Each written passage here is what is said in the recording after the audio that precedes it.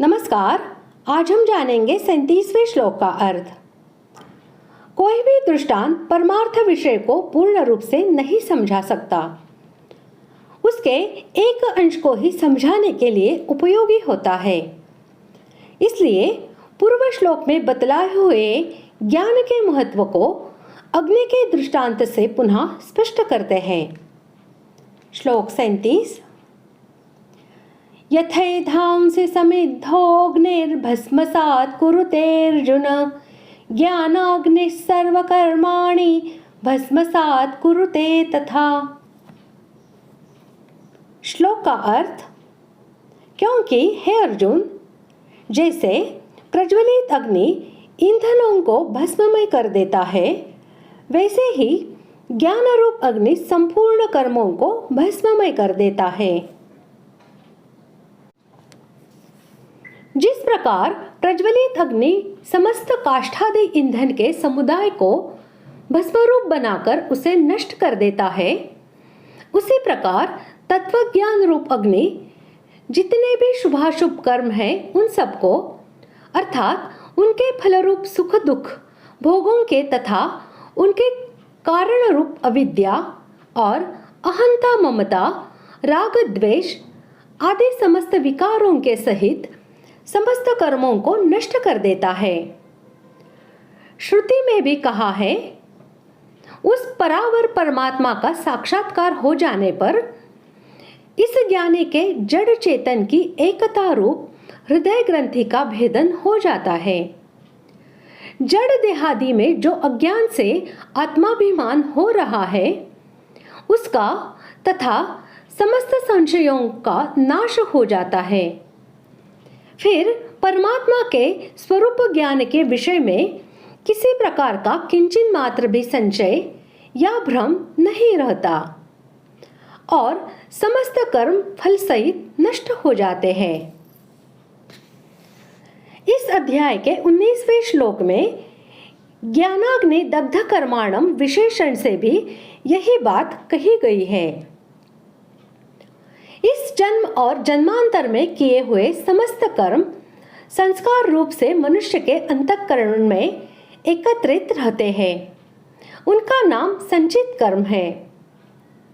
उनमें से जो वर्तमान जन्म में फल देने के लिए प्रस्तुत हो जाते हैं, उनका नाम प्रारब्ध कर्म है।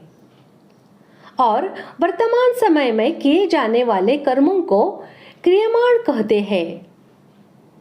उपर्युक्त तत्वज्ञान रूप अग्नि के प्रकट होते ही समस्त पूर्व संचित संस्कारों का अभाव हो जाता है।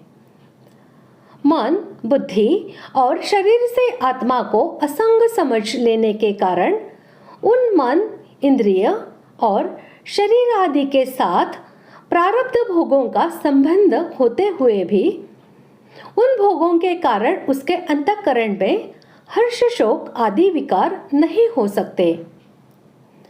इस कारण वे भी उसके लिए नष्ट हो जाते हैं और क्रियमाण कर्मों में उसका कर्तृत्वाभिमान तथा ममता, आसक्ति और वासना न रहने के कारण उनके संस्कार नहीं बनते।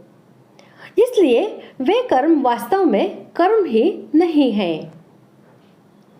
इस प्रकार उसके समस्त कर्मों का नाश हो जाता है और जब कर्म ही नष्ट हो जाते हैं, तब उनका फल तो हो ही कैसे सकता है। और बिना संचित संस्कारों के उसमें राग द्वेष तथा हर्ष शोक आदि विकारों की वृत्तियां भी कैसे हो सकती है। इसलिए उसके समस्त विकार और समस्त कर्मफल भी कर्मों के साथ ही नष्ट हो जाते हैं। तत्वज्ञान होने पर अनेक जन्मों के संचित कर्म सर्वथा नष्ट हो जाते हैं, कारण कि सभी संचित कर्म अज्ञान के आश्रित रहते हैं। अतः ज्ञान होते ही वे नष्ट हो जाते हैं। तत्वज्ञान होने पर कर्तृत्वाभिमान नहीं रहता, अतः सभी क्रियमाण कर्म अकर्म हो जाते हैं, अर्थात फलजनक नहीं होते।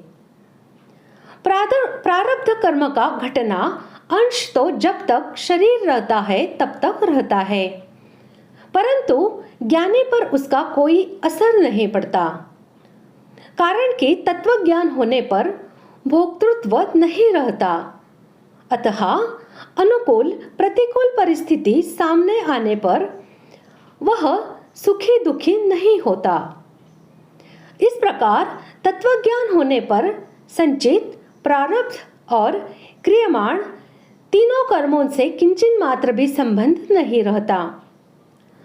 कर्मों से अपना संबंध न रहने से कर्म नहीं रहते, भस्म रह जाती है, अर्थात सभी कर्म अकर्म हो जाते हैं। इस प्रकार आज हमने 37वें श्लोक का अर्थ जान लिया है। अगले भाग में जानते हैं 38वें श्लोक का अर्थ। धन्यवाद।